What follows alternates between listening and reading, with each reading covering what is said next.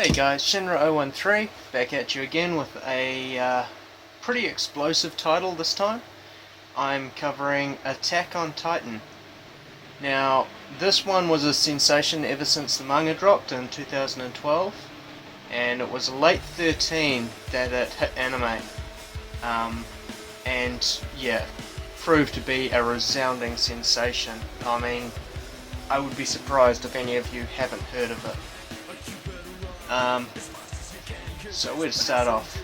I guess for me I would call the setting a medieval steampunk style, because I mean basically they're living in what I would call a sort of 17th, 18th century castle setting, yet they have gas powered equipment and steam heat and things like that, so it's kind of an amalgamation, and rifles as well.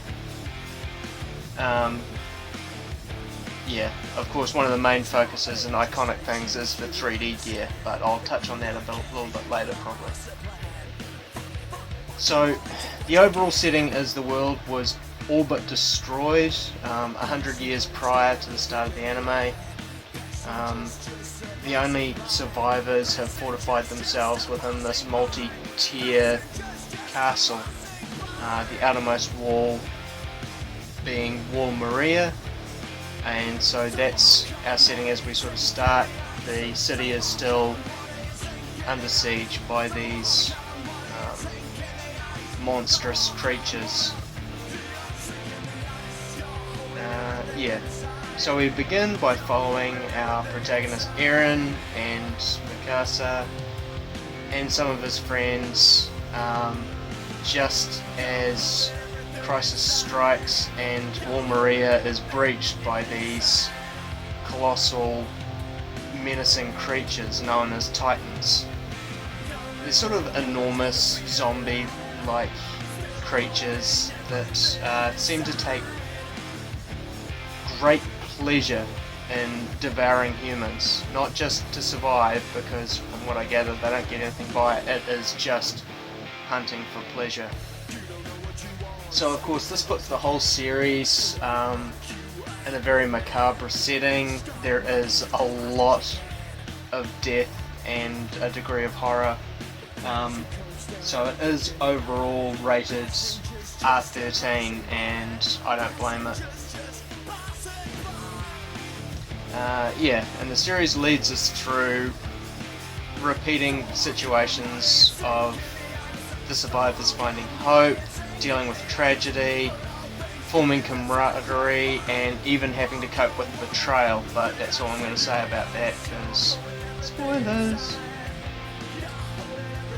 With some amazing twists and turns as it sort of goes through all of the 26 episodes, I want to say. I could be wrong there, don't hold me on that.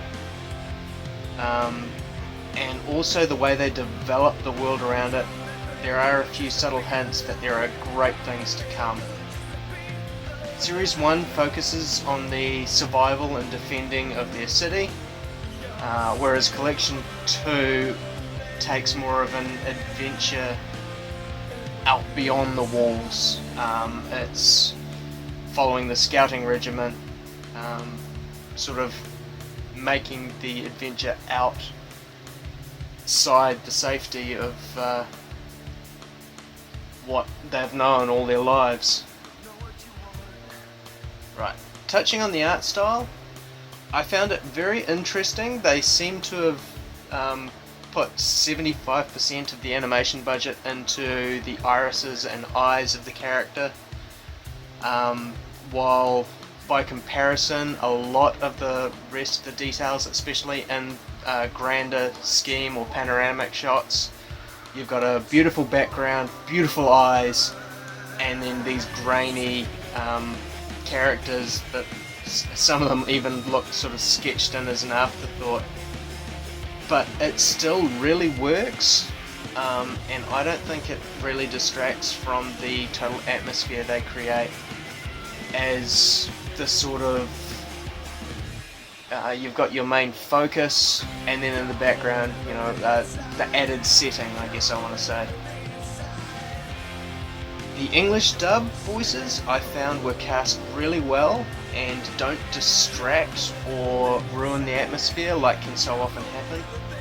And I think they set the characters really well, so even if you have watched it in Japanese and now to rewatch it in English, while the voices may be different, they still fit the characters really well, in of course my opinion.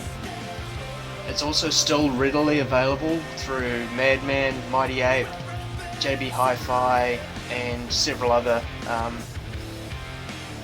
DVD anime movie suppliers here in New Zealand. Part of me thinks that the creators were not prepared for how successful Attack on Titan was going to be as a title, because it has hit a hiatus since Collection 2 was released, while they've basically admitted they are busy writing more because they weren't prepared to pump it out so quickly, how much the fans were demanding more.